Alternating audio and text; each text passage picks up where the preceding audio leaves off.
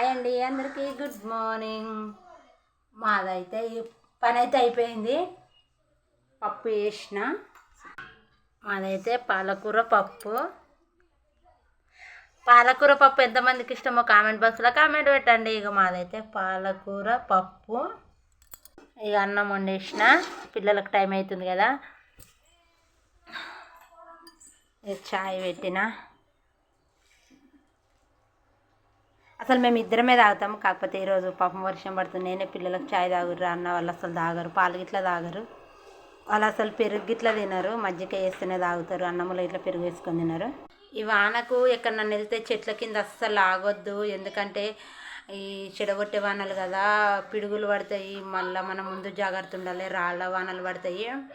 వర్షాకాలం అని ఎట్లన్నా తట్టుకోవచ్చు, కానీ చెడగొట్టే వానలకు తట్టుకోలేము.